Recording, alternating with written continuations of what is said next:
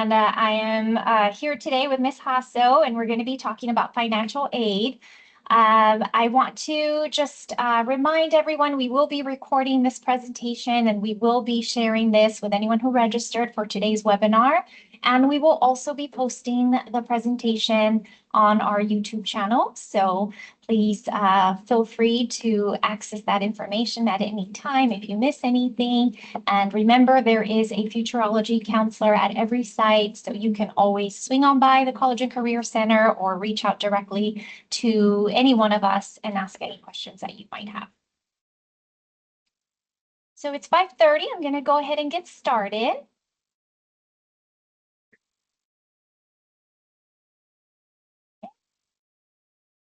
All right, so good evening again. I'm Miss Davila and I'm here with Miss Hasso today.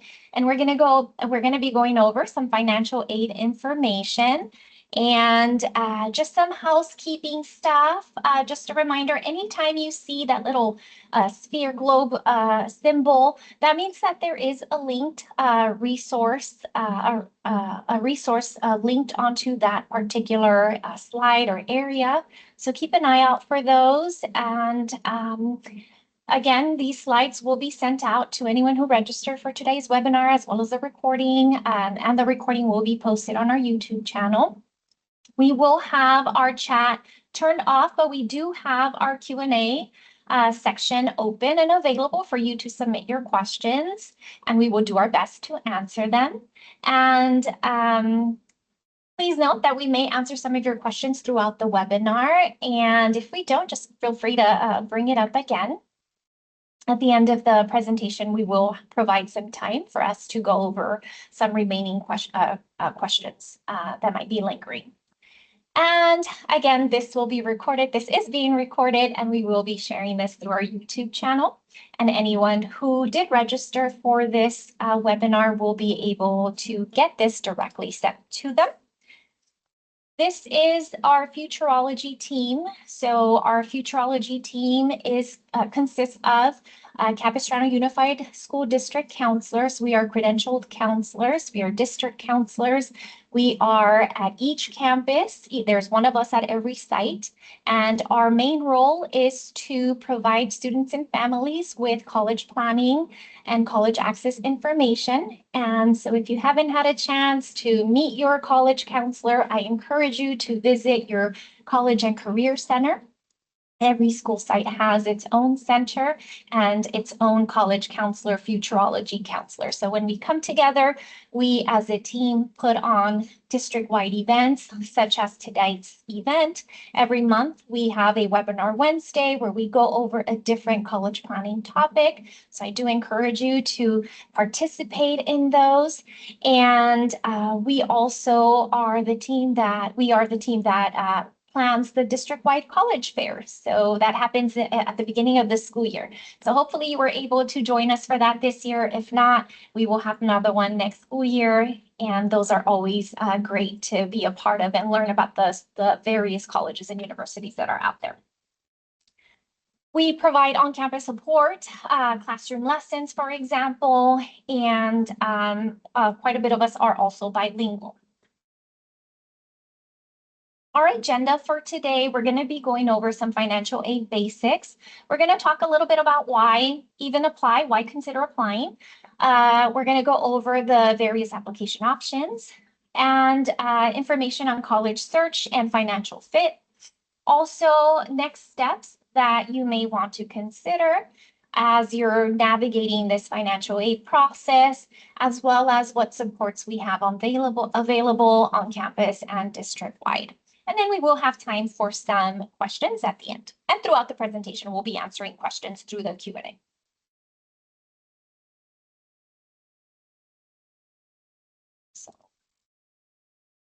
Right. So what is financial aid? Well, financial aid is essentially money to help pay for expenses that are related to college or a career technical school. So students who are considering on pursuing a college level education at a community college, at a trade technical school, at a four-year college, at a private school are encouraged to complete a financial aid application. In terms of types of financial aid, there are multiple types of financial aid that are available to families. And one of which is grants. Grants are essentially free money, money that a student may earn and doesn't have to be paid back.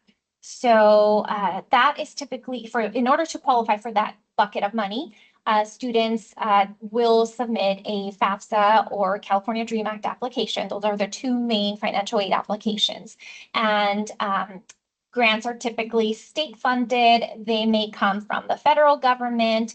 They may also come directly from the college or institution that the student applied to. So there are various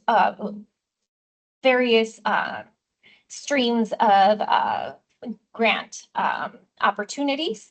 But essentially, a lot of them will be triggered through those two financial aid applications, the FAFSA or the CADA. Grants are based on need and typically are dispersed at the start of each school term. And so again, that is free money, money that is a grant that is given to the student that does not have to be paid back. Some examples include the Cal Grant, the California Middle School Scholarship, Pell Grant. These are all funding sources that the student does not have to pay back. And then we also have scholarships. Scholarships are also another type of financial aid that is free money. It is gift aid. And these scholarships, students can apply for individually through private scholarships, or they may also become eligible for them based on the institution that they're applying. If the institution has any scholarships available that the student qualifies for, then the student would be notified that they are automatically considered for it, or there may be an external additional application that the student has to complete to be considered for that scholarship. And there are some scholarship opportunities that the student may be considered for as long as they submit the FAFSA or CADA. They are often granted also by individuals or companies. So there are scholarships, there are so many available out there. And I'm actually gonna recommend one place to start off in terms of doing a scholarship search. And this is if we're talking about private scholarships. Every high school in our district has a scholarship page under their guidance page. So I do encourage you to look through that. Oftentimes the high schools will post information on scholarships within the local community. And that's definitely a great place to start off looking. Another really good place to do a scholarship search outside of the FAFSA California Dream Act application process is fastweb.com, as well as College Board Big Future Scholarship Search. So those are some pretty good resources for anyone who wants to do their independent private scholarship searches. And how the money is dispersed. So let's say a student gets a scholarship, how those funds are dispersed really depends on the scholarship. Some scholarships will say the funding has to go directly to the college institution that you will be enrolling in. And so you do need to provide that verification, and then the funds go from the scholarship to the college institution. Some scholarships may say we will give the funding directly to you, and they will write out a check that is then provided to the scholarship recipient. So there's multiple types of scholarships and so many different criteria that a student can meet to be eligible for a scholarship.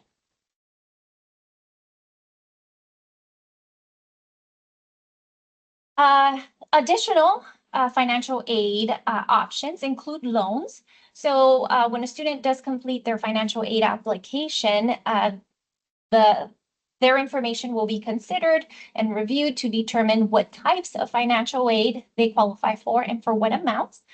Some of that financial aid award may include loans.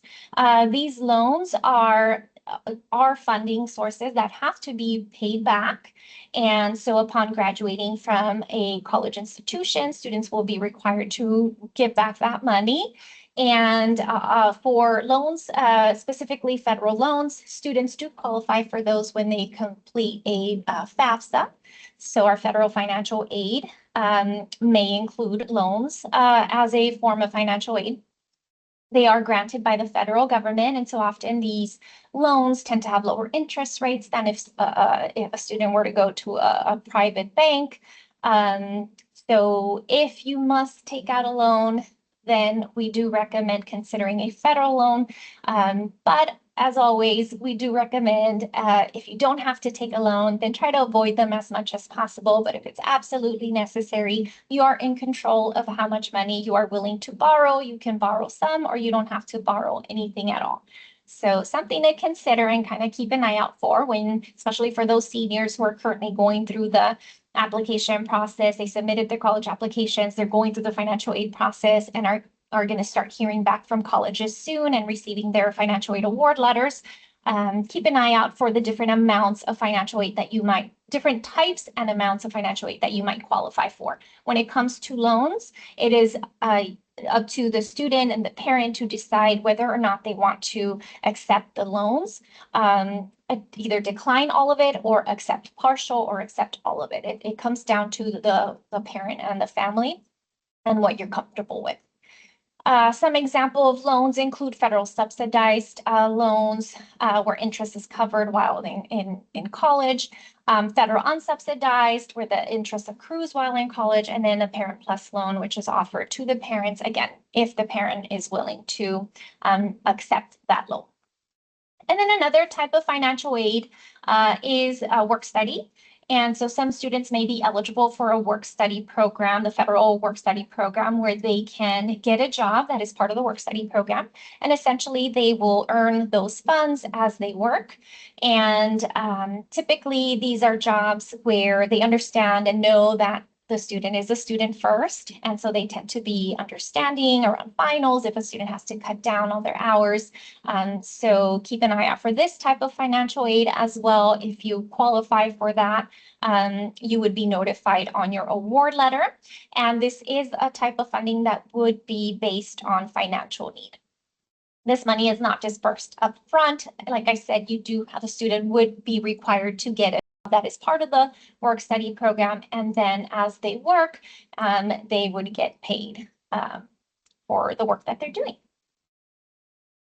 And now we're going to transition to some information about why even consider applying for financial aid.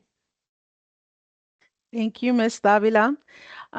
So yeah, why should we apply for financial aid, right? So we are going to go over, now that you know a little bit about the types of financial aid, we're going to go over the whys, right? So a really fun fact, right, is that seniors who complete a financial aid application are 84% more likely to immediately enroll in post-secondary education, right? It provides access to our students so that they can go to so that they can attend college. And they could be a community college, it can be a four-year college, it can be a vocational program, right? So it's important for our students to have that access.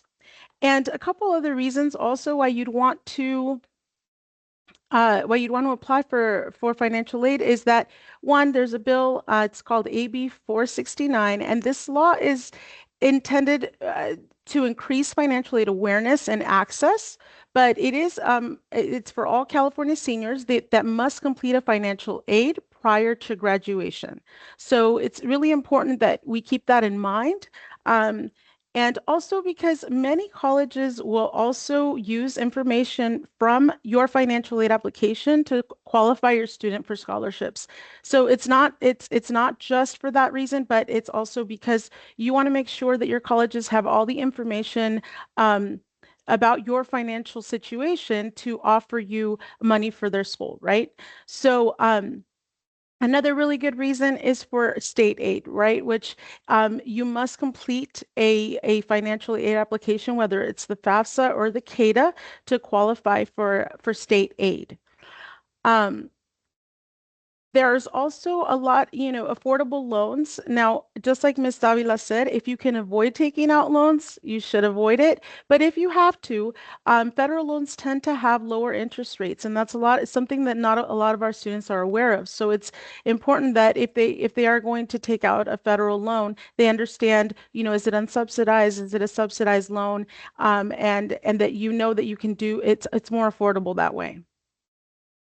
And also another thing that, we don't often talk about is that there's changes in finances, right? So unexpected changes happen, right, in our lives. So, such as a parent can be laid off or other unexpected events that can make it difficult for you to pay for college. So if your situation changes and you have an application on file, it can really help you to appeal for money later on if you need it and your life situation happens to change. Okay. And another reason, I know a lot of you may have heard of the Promise program. We're going to get into a little bit more about it right now, but for Promise program, you do need to file a financial aid application as well. It is not needs-based, which is something that a lot of people there's the misconception that Promise program is needs-based. It is not. So as long as you have a financial aid application filed, you qualify for Promise program. You also have to be a first-time college student, okay, and either a California resident or an AB 540 student, okay? So, you have to be full-time, but they do offer, and this is only at Saddleback College. It's not offered at all colleges, but they will offer part-time Promise program. Um, they have wonderful benefits. They cover your fees for school for up to 2 years if you're full-time and up to three if you're part-time.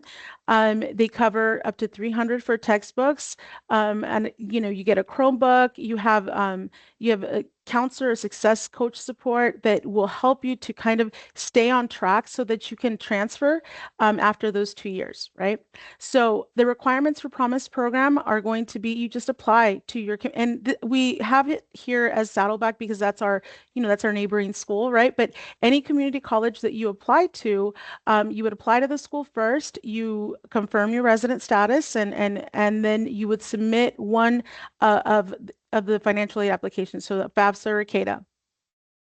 And another requirement that you must fulfill also is that you need to enroll full time each semester. So you would complete math and or English during your first semester and both by the end of the first year. Okay, so there's a couple of requirements, and we go over this in all of our centers, and we'll talk a little bit more about what that support looks like. But yeah, that Promise program is it's a great program for all of our students that do decide to do community college first. Now let's get into some application options and what they look like. What do they mean, right? So what is the purpose of the application? The FAFSA or the CADA are going to collect financial information about your family that is shared with the colleges and programs that you apply to, okay? The second step of this is that the colleges and programs that you apply to use this information from your application to determine your eligibility for financial aid. So depending on what you've reported to them, they can come up with what they would call a financial aid package, right? What are they willing to give you as far as state aid and also federal aid? So this is the purpose of the application. Now, you have two options. You have the FAFSA application and you have the CADA. We talk about this a lot. The FAFSA is the free application for federal student aid. That is for students who are U.S. citizens or permanent residents, which, if you're a green card holder, you would file a FAFSA application. If you do not fall under that criteria, then you would file a CADA, which is the California Dream Act application. And this is for students without a social security number. And this includes U visa holders or TPS status holders as well. And additionally, have attended school in California for three or more years. Okay, so this is a really important distinction. And if your student is not sure which one to fill out, you can always come to our college and career centers and we can absolutely walk you through this process. All right. Now, a very important deadline this year is March 3rd. Typically, it is March 2nd, but I believe that falls on a Sunday. So they're giving us an extra day. So our deadline for the FAFSA and the CADA application for 25-26 school year is March 3rd. So that is something you want to keep in mind. This is why we are going to be very busy in the next couple of months, helping you all with your financial aid applications and supporting our school sites. All right. So, what does our financial aid timeline look like, right? So, our first step is going to be our seniors are going to be busy in the spring. Our first step is we're going to submit our FAFSA or CADA application by March 3rd. After that, you want to make sure that you create a web grants account. And as you can see there, that it has a little link, so you will have access to this. Your web grants account will allow you to keep track of any state aid that is awarded to your student. Okay, so this is important for you to kind of keep track, like how much am I getting from the state of California, right? So you can always go there, but you start off with filing your financial aid application first. If you are filing a CSS profile, right, and you might submit a CSS profile. This is not for all students, but if you are, this is primarily used by private colleges and universities to award non-federal aid. So this money, the money for this type of aid comes from the colleges and universities themselves, okay? And the CSS profile does require a lot more financial detail from your family, but it's worth it if you're attending one of the participating institutions or you're applying for one of the scholarships. Okay. Um, so the fourth step is going to be you're going to start receiving and reviewing offers. So schools are going to start reaching out to your student and letting you know how much they are offering you, what financial aid package they have prepared for you. And this is where your student will start to decipher, sometime in mid-spring, where am I going to want to go to school, and, what is the best financial fit? And we will talk about that in a little bit as well. And the last step will be to once your student decides where they will be attending, they will submit their SIR, which stands for the Statement of Intent to Register to the school of their choice, and that typically will fall on May 1st. So they have to submit where they will be registering by May 1st. Okay, so this is your timeline for financial aid. And now let's talk a little bit about how to find the best financial fit for your student, right? So many of you might have already heard of WUI, that is the Western Undergraduate Exchange Program. And this is a really great way to save on tuition if you are planning on going to a school out of state. Um, WUI for short, right, allows you to pay a reduced tuition rate to qualifying students. So not, there's certain schools that participate and not all majors participate. So it's also depending on the major that your student is going into and the school that they're choosing, right? So direct costs are over 160 schools participate in WUI, and there's 17 participating states. So it's definitely something to look into. And as you can see, the link is there, and you can definitely click on that to see that later once we share this with you. Another way you can calculate if this is the right school for you, right, is the net price calculator. Okay, so this will calculate your direct and indirect cost and give you an estimate of how much you're going to have to come up with, right? So this is a really great tool to use with your student as you're starting to look at your financial aid award letters and your packages and what they're referring to. So when you hear the term direct cost, this is referring to tuition and other school fees, such as room and board and if you're living on campus. So those are the direct costs, cost of attendance. Now, an example of indirect costs would be like transportation, personal expenses, books and supplies, this type of thing. So this net price calculator will estimate your indirect cost, your estimated bill before loans, right? So how much will it cost if you don't take out any loans? How much will it cost after you take some loans out? And also if you have work study opportunities. So these two links here are going to be really important for you if as you're trying to navigate what is the best fit for you and your student. Okay, now we're going to switch over to next step and supports on campus.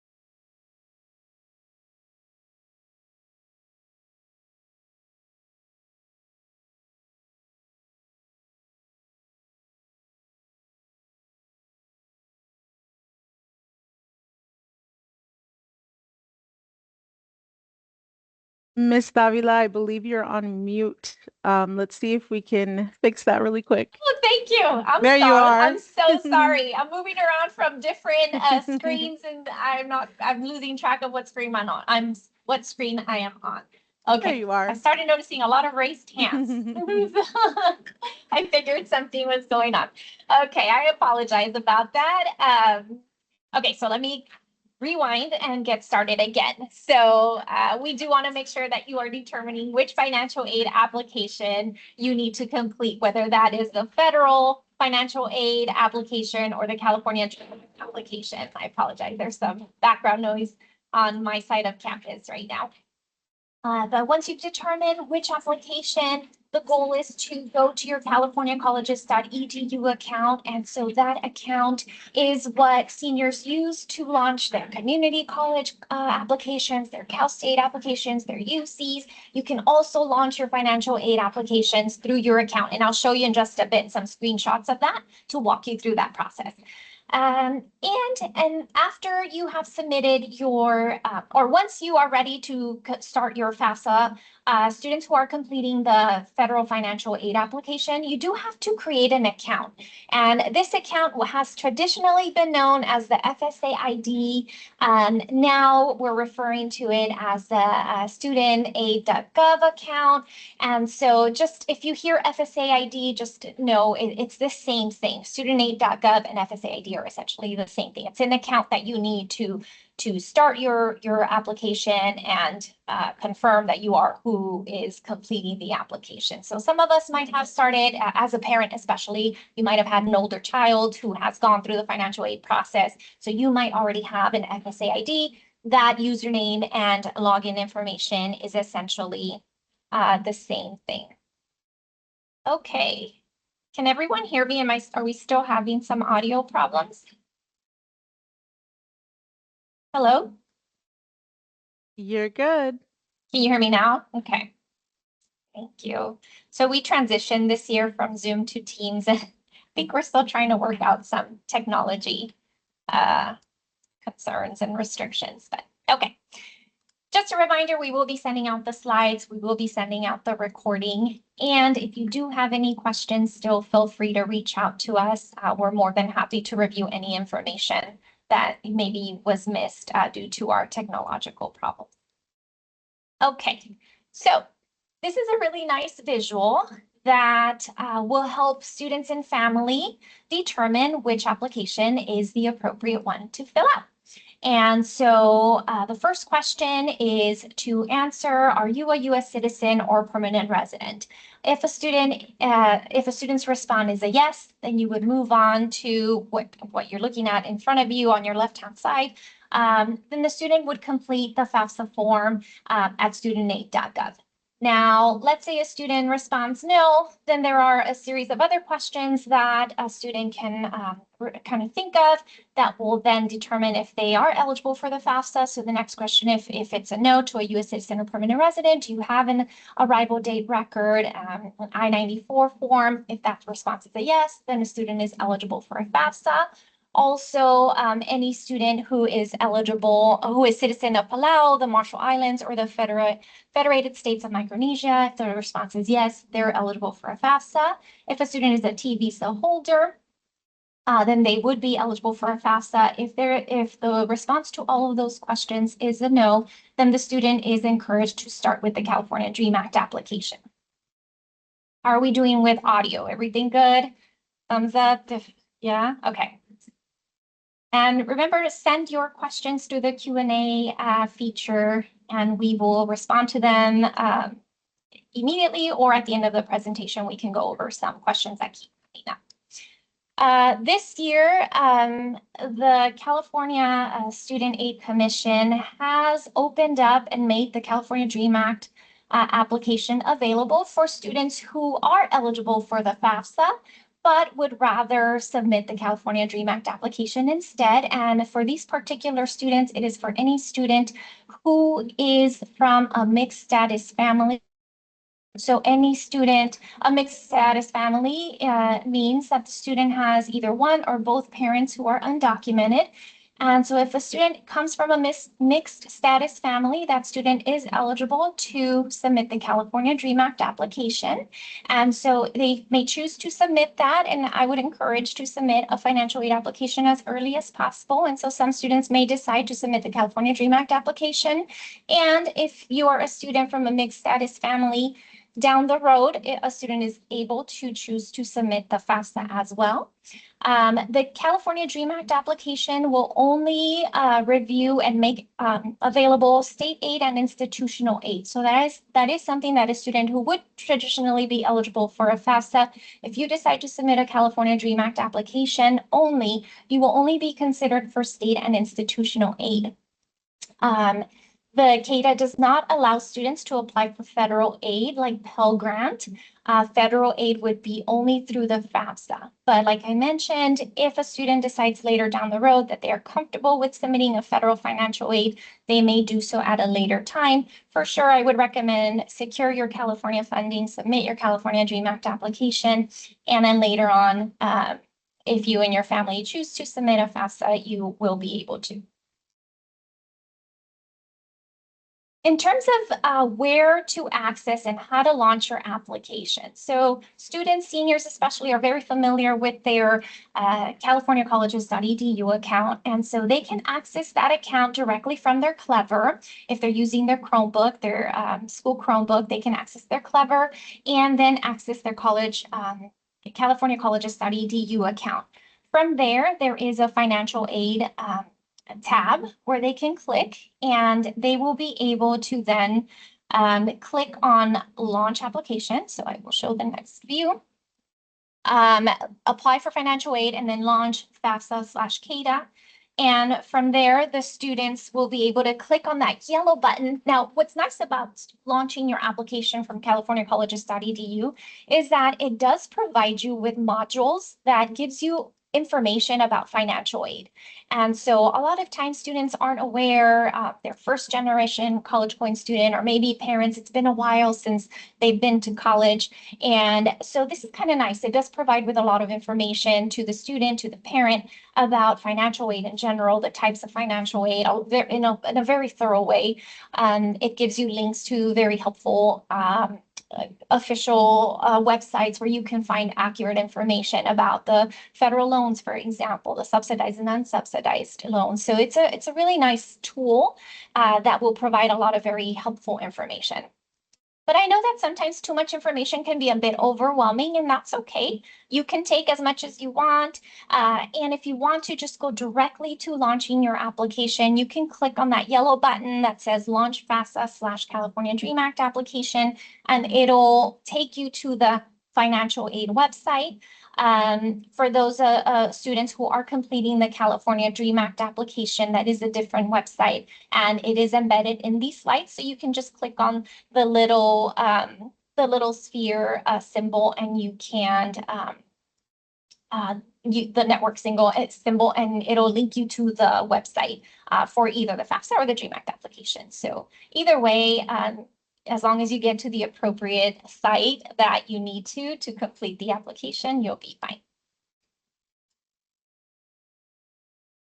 Now, a question that comes up often is, what if, how do I know if I'm a dependent or independent student? That is one of the questions that the FAFSA will determine by asking a series of questions. And so I kind of included this in the slides, and I know they might be a little bit difficult to see, but it is as part of embedded in the financial aid applications. And a student, especially a high school senior, for the most part, our high school seniors will be considered dependent students. So they are dependent of their parent. Now, this is totally different from income tax dependency questions, or who claims who on their income taxes. That is totally different. For financial aid purposes, most of high school seniors will be considered dependent students. And so these are a series of questions that they will ask. For example, were you born before January 1st, 2002? As of today, are you married? And then the list goes on. If a student responds yes to any one of these questions, then for the purpose of federal student aid, for the purpose of financial aid, the student may be considered independent or will be considered independent and will not have to provide information from the parent. But unless the student meets any one of these criteria, if they're say no to all of these questions, which is the case for a lot of our high school seniors, they will respond no for most of these, then they are dependent on their parent. And so they will need a parent contributor on their financial aid application. And so I'll give you another example of the questions that are asked to determine dependency. At any time since the student turned age 13, were they ward of the court? Any time since the student turned 13, were they in foster care? At any time since they turned 13, were they an orphan? So only if a student answers yes to at least one of those questions will they be considered independent. Otherwise, the majority of our students are dependent. And so once we've established that the student knows they will need parents' information, I would recommend the next step to be identify which parent has to be the contributor, the main person who has to sign off on the application. And so this year, the FAFSA, and this is specific to the federal financial aid, the FAFSA. This year, FAFSA has this really neat parent contributor tool. It's a website where you can answer a series of questions that will help determine which parent has to provide financial information. And we know that students come from families that look different, that are made up differently. Some parents are single, some parents are divorced, some parents are divorced and have remarried someone else, or they are maybe not married but living together. And so there's so many different scenarios, and every year it's like trying to figure out which parent do I have report information. This is a nice tool that's going to streamline that for students and families. And so I'm really excited about this. I'm really excited to share this information with you. I'm hoping this will make everyone's life easier in terms of figuring out and determining which parent has to provide financial information, which parent has to sign the form. And so if you are in a very particular situation and you're not quite sure which parent, I definitely highly encourage you to utilize this tool to help you determine which contributor will need to provide information and will need to create an FSA ID or studentaid.gov account.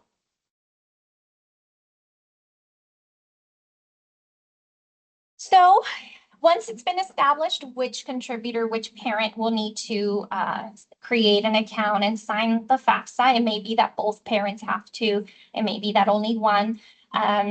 The process to create an account is to click on create an account and get started.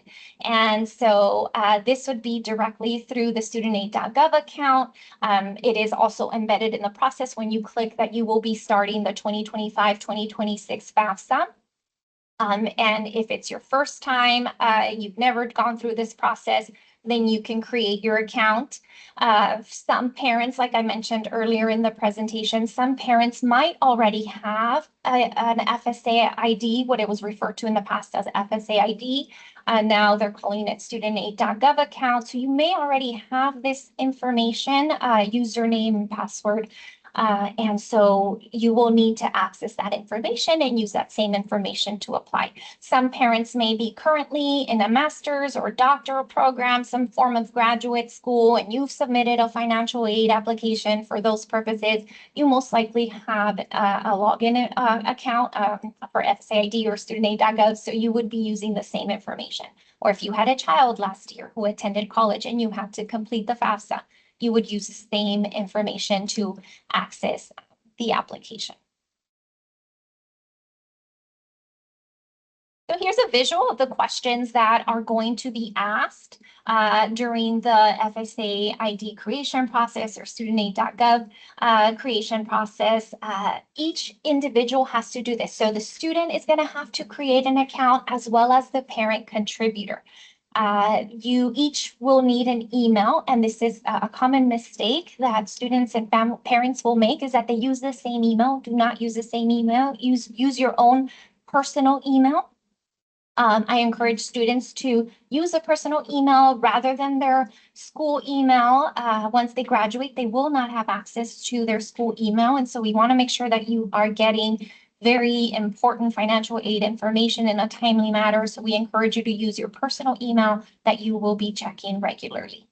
And each parent and student who needs to create an account will be creating a username, a password, and they will need, if you were assigned a social security number at any point, then you would need that number. If the parent doesn't have a social security number, that is okay. You don't have to have a social security number as a parent to create your account and be able to sign the financial aid application for your child. There will be challenge questions embedded in this process. It is a very secure process. They want to make sure that anytime you try to access this information that you are the person. And so there are a series of questions, challenge questions that you will need to set up, as well as verifying your email and mobile phone number through a two-step verification process. So definitely keep track of your information. It is an account that you will be accessing every year that a student is in college. They will need to submit a financial aid application. And so definitely keep this information in a safe place that you can access every school year. So for our parents or students who have a non-Social Security number, who have a non-SSN contributor, contributors without a Social Security number will be able to access the application after creating a studentaid.gov account. They will be required to go through an identity validation process, although it is currently not set up. It will need to be completed at some point. And so we do want to make sure that students remember to go through that identity validation process in order for the application to be considered complete. Parents do have to have signed the application as well as the student. Contributors with no Social Security number, including an ITIN, will need to manually enter financial aid information rather than being able to access it through the direct data exchange, which I'll talk a little bit about in a little bit. So the FAFSA, the financial aid application FAFSA specifically is role-based. And what that means is that one person can start the application and then invite the other. So for example, a student can initiate the application and then invite a parent. And then, or the reverse, a student can begin a parent can begin the application and then invite a student. And so keep that in mind. And if you decide to, whoever starts off the application, and when you're inviting the other person, you got to make sure that you include the information, the same exact information that that individual used to create their account. Everything has to match exactly. First name, last name, middle name, date of birth, address, like everything has to match exactly the same. Otherwise, the application won't be able to link up that individual. So just something to keep in mind, it will require the student and the parent contributor that has to complete this process. A lot of it is going to be requiring that you work together and make sure that you're utilizing the same information. For our mixed status family, so this again is a student who is eligible for the federal financial aid, and they come from a family where one or both parents are undocumented. Once a non-Social Security number contributor has verified their account, they can start their application. If let's assume the student starts the application and they are unable to invite the parent, there are some issues, they're experiencing challenges, or the application is just not wanting to move forward, the recommendation is that the parent initiates the application and that the student deletes the existing application. Okay, so we would, if the student is having an issue with inviting the parent, then we would encourage the student to just remove the application and have the parent initiate it. Some of the common mistakes for both the California application, the California DREAM Act application, and the federal financial aid, the FAFSA. I mentioned this a little earlier. Sometimes students and parents will use the same email account when creating accounts. Please make sure you don't do that. Each individual has to have their own personal account when creating their accounts and completing this process. Selecting that a student already received a bachelor's degree. So oftentimes that becomes confusing when they're answering the questions that are embedded in the FAFSA. For example, I can think of students that are currently working on like an AA degree, or just accidentally select that they have already completed their bachelor's. That's going to automatically designate them in a completely different pathway. So make sure you double check that you are selecting that they are currently a high school student, and be mindful of that question. Another common mistake is including assets that should have been excluded. So for example, the value of the primary residence. If you own a home and you currently live in it, you do not report that on your financial aid application. That is information that can be excluded. You don't need to include it on this process, as well as retirement plans. And so be mindful of that as well. Not using a full legal name, and this goes for both parent and student.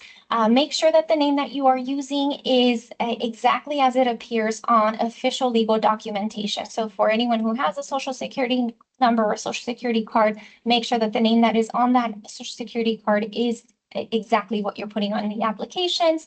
And or if you are applying to the California Dream Act application, you don't have a social security number, then you want to make sure that you're using your official name that you've been using at school, for example, or any other official, through other official means.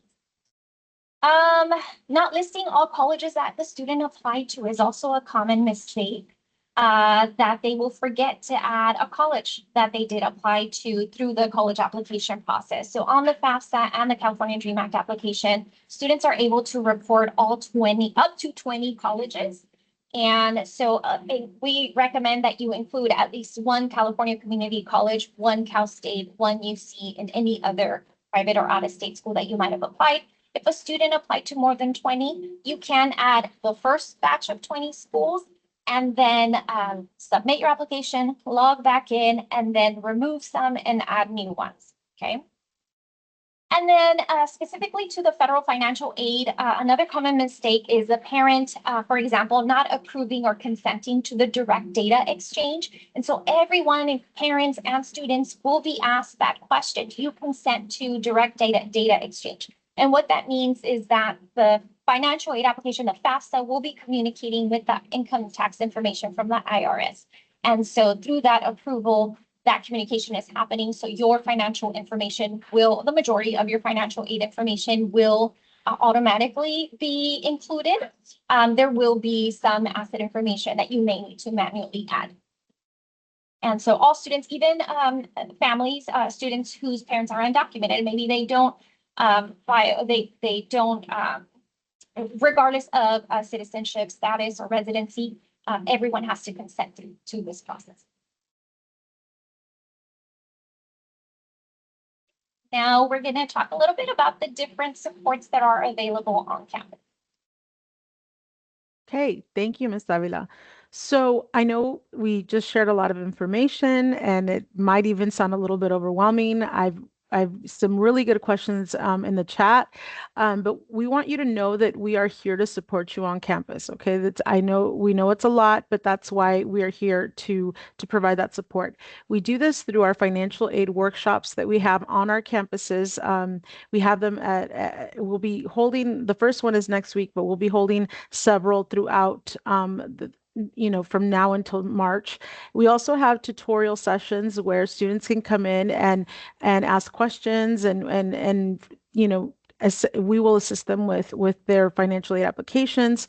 We have one-on-one appointments if you have a little bit more in-depth questions, or your situation is a little different, you're really not sure what you should do or how you should fill it out. We are here for that as well. And we also have lunchtime drop-ins. So our website will give you all the details for those supports that we will have on campus. So please make sure to come visit us. And I also want to go over some frequently asked questions, right? Because we will get a lot of the same ones every year. So we wanted to kind of go over that with you today. So many students have approached us and they'll say, my parents don't think that they'll qualify for financial aid, so why apply, right? So we always tell students, yes, that can be a little frustrating and sometimes people don't understand that part of it, but many scholarships are based on FAFSA and CADA applications. So if you file your application and then you're applying for scholarships, typically they will ask you if you have filed your financial aid application. Um, and also Promise Program, right? Promise you is the only way that you can qualify for it. The first step for that is going to be filing a financial aid application. And again, just reiterating like we did a little bit earlier, financial changes happen, right? And people get laid off or your situation at home changes with your family. All of those things are sometimes unpredictable, right? And so it's really good to just have that backup in case that happens. You can always submit an appeal, or you can see if you do qualify for some aid based on your situation. So which application year do I fill out? This often does happen, is that students will start filling out an application and it's for the wrong year. So you're going to file if you're a senior and you're filing a financial aid application, it will be the 25-26, 2025-2026 application. And also, we know a lot of students that come in and parents that come in that do not have a social security number and they're not sure which application to complete, right? So if the student has a social security number, they will fill out the FAFSA. Parents without social security numbers will be able to create their FSA ID or their studentaid.gov accounts and complete the new FAFSA. It's really if the student has a social security number, they file a FAFSA. Parent would just state that on when they create their accounts. Okay. And again, we've had some really great questions in the chat. We'd really like to open it up to any other questions you might have. We want to make sure that you walk away feeling, that you've gained some knowledge today. There's a question on here that we can start off with.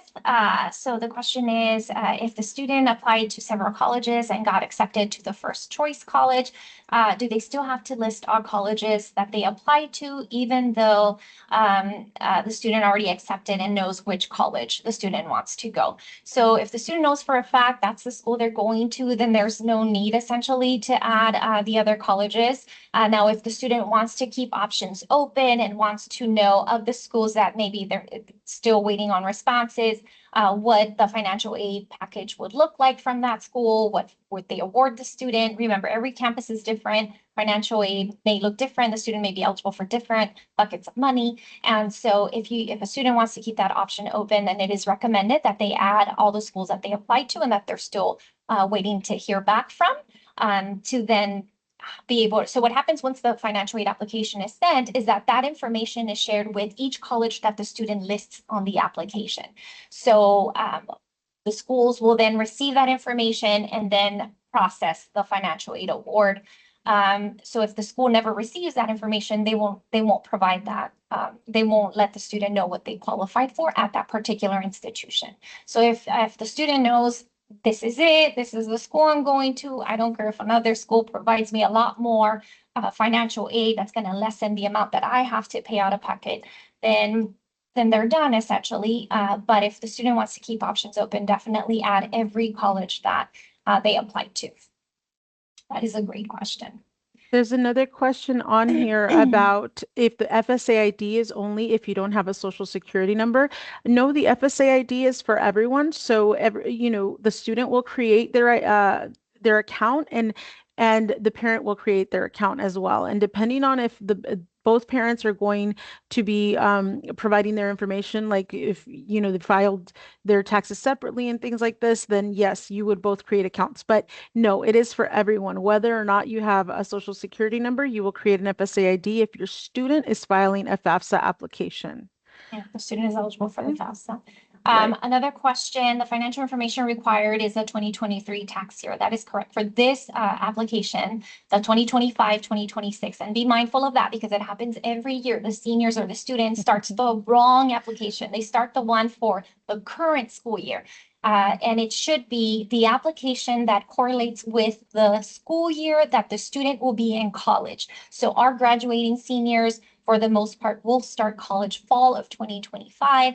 That is part of the 2025-2026 school year. They will be completing the 2025-2026 federal financial aid or the California Dream Act application. Now, the financial aid applications will utilize prior year for financial reporting purposes. So they will look at 2023 income taxes for this reporting cycle.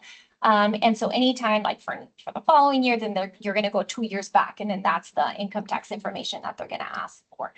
There was another question on here that I wanted to, did I hear correctly? The students have to submit a FAFSA every year. So if the student wants to be considered for financial aid, the student must submit a federal financial aid or a California Dream Act application to be considered for either state funding or federal and state funding. So yes, that is if they want to be considered for financial aid. There's another question on here saying, do you have to wait until you're a senior to apply for FAFSA? Yes, that is correct. You do not start your application when you're a junior. You would not start until the fall of your senior year. So typically in these last 2 years, the FAFSA application opened a little bit later because they were revamping the application, but typically it will open on October 1st and you will have until March to file your application. So yes, but you would not do this until your senior year. Correct. For the school year that you will be attending college as a college student. Another question. So does the student have to submit a FAFSA every year, even if they don't have a financial aid? So it depends, right? If you want to be considered, even if it's for federal loans, you must submit a federal financial aid.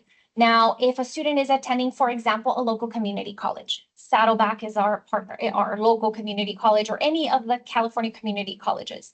Many of them have the Promise program or some type of version of the Saddleback Promise program. So for the 2 years free tuition at a local community college, it is required that a student submits a federal financial aid application or a California Dream Act application, whichever one they qualify for, in order to be able to get the 2 years free tuition.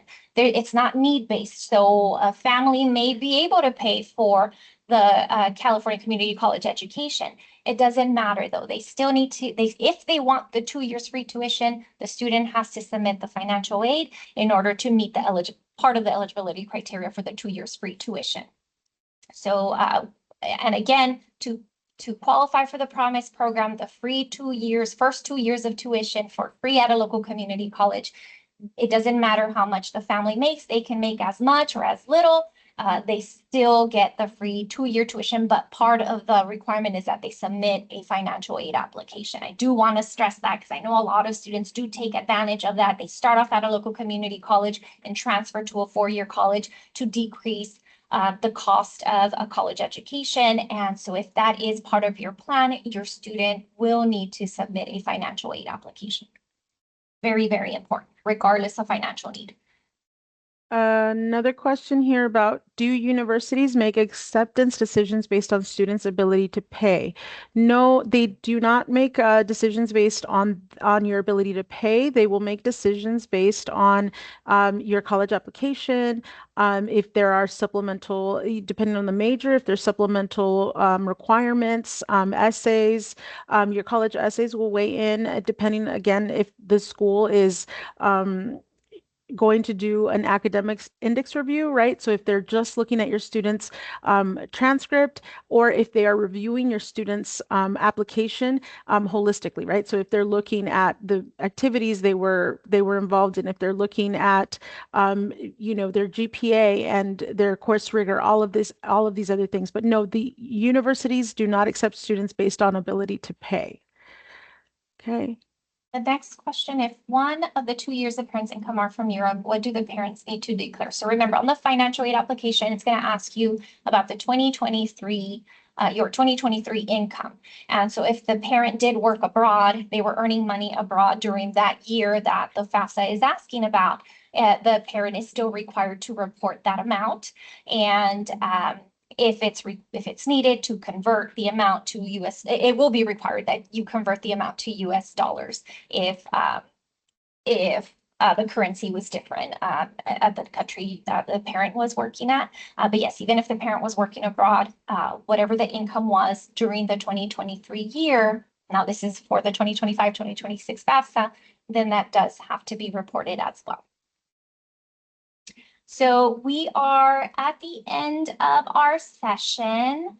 And so this is how do we find all possible scholarships? Not quite sure obscure scholarships, but possible scholarships. As I mentioned earlier in the presentation, the high schools have their own scholarship page where you can start searching local scholarships. I know, for example, at Capistrano Valley High School, their website has also popular scholarship search websites like fastweb.com, collegeboard.org. Big Future Scholarship is another popular one that I would recommend that students look at, or reliable websites.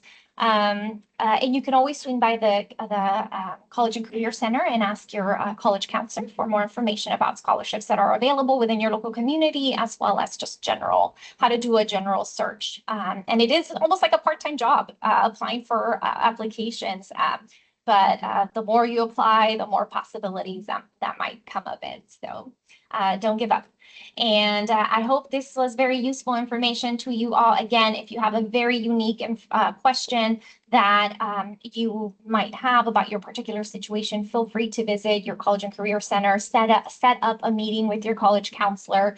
There's one of us at each of your schools. We are district counselors, credentialed counselors, and you can set up a one-on-one in person, virtually, or over the phone, whatever is convenient to you. We can definitely support you through this process. So you are not alone. It was a pleasure being with you here tonight. I am Ms. Davila, and I wish you a fantastic rest of your evening. Take care. Goodbye. Thank you so much.